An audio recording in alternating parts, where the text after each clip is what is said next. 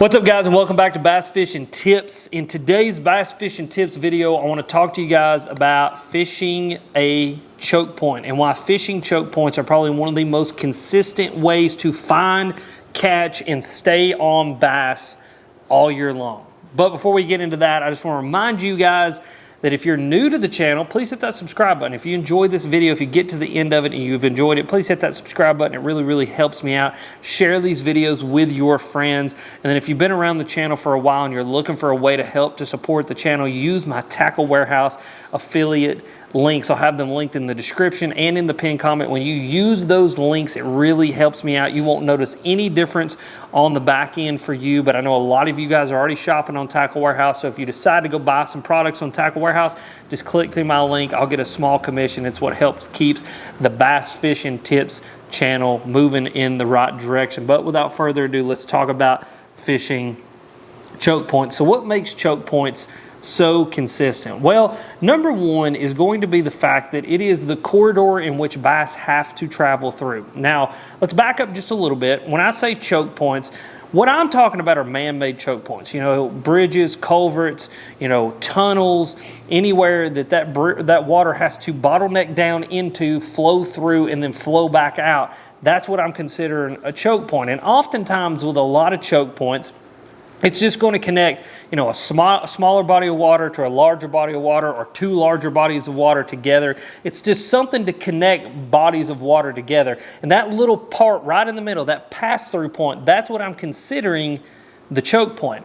And the thing about it is, like I said, bass have to use them. If they want to be able to go from one body of water to the other, you know, they go from the river to the lake, from the bigger lake to the smaller body of water, from the clear water to the dirty water, whatever it may be, they have to pass through that. There's, you know, physical boundaries and barriers all around that, except for that one little, almost like bass highway that flows in between those two different bodies of water, and bass have to use that. And so it's one of the things that in, you know, the bass fishing world, there's not a lot of times that we can say with certainty that they're going to be bass in any given area, but we can almost always be certain that there's bass in those choke points, because that's what they have to use to go from one place to the other. And that's why I love fishing a choke point, is because I know it's an area that is going to consistently and almost always hold bass, because they have to use that as like their little highway to get from one place to another. Another reason I love fishing a choke point is because even if you're on a lake or a body of water that doesn't have a river or a creek flowing in that creates current,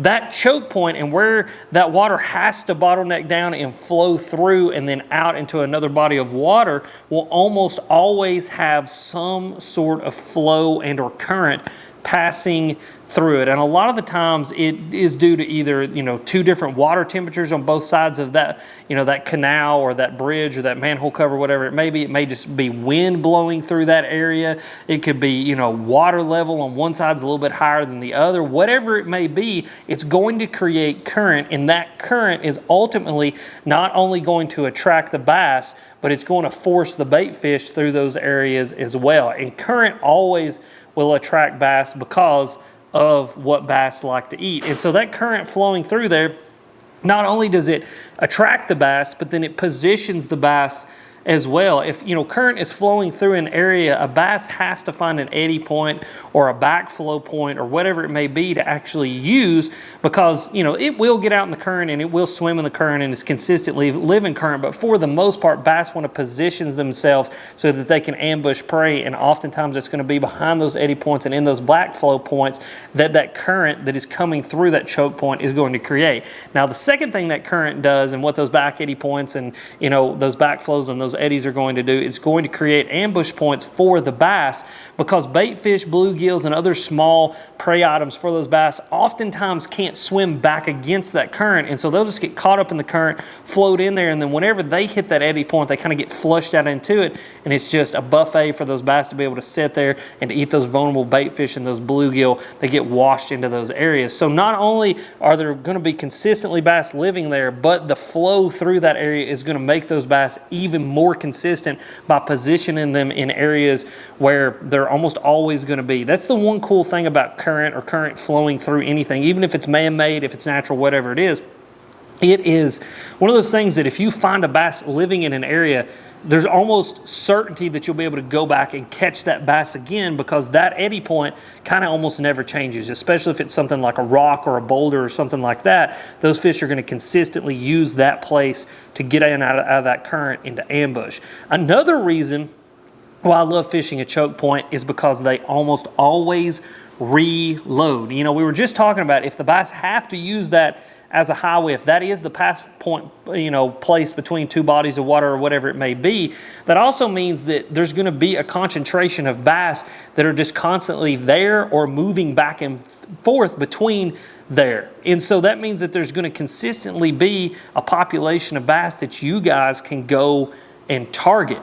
And that's huge. I mean, you know, anywhere that we can find bass are coming to or going through or coming from to another area, that's what we're looking for as bass anglers all the time. I mean, like, that's how you pattern fish and then follow fish, is by figuring out where they're at and where they're going so that you can keep up with them and keep catching them. Well, these choke points create just a natural area where bass are always coming to or coming from. And so you can go into that area, catch bass one day, and then come back the next day and probably catch a whole nother set of bass that may not even been there the day before, because they're constantly moving through that area. They're all constantly coming and going, and it creates just an area that reloads day after day, month after month, year after year, and it creates an area where bass are concentrated in an area where you can go and get bites. Now, one tip I will give you about fishing a choke point is to parallel the bank, especially if we're doing something with like a, you know, some sort of canal, you know, choke point, or some sort of culvert or a bridge or something like that, you know, where it's man-made, where that water's going to flow into, and oftentimes you'll have riprap or some kind of concrete or something man-made, some hard structure that water has to flow through and around and over before it opens back up. And oftentimes those bass are going to use those rocks, those boulders, and all those man-made things as their ambush points. And so by fishing parallel to that stuff, you know, what I mean by is like casting a swim bait or casting a spinnerbait or whatever it is, and then fishing it all the way down along both sides of that, and then fishing in all of that at different angles, but mostly on that kind of parallel trajectory.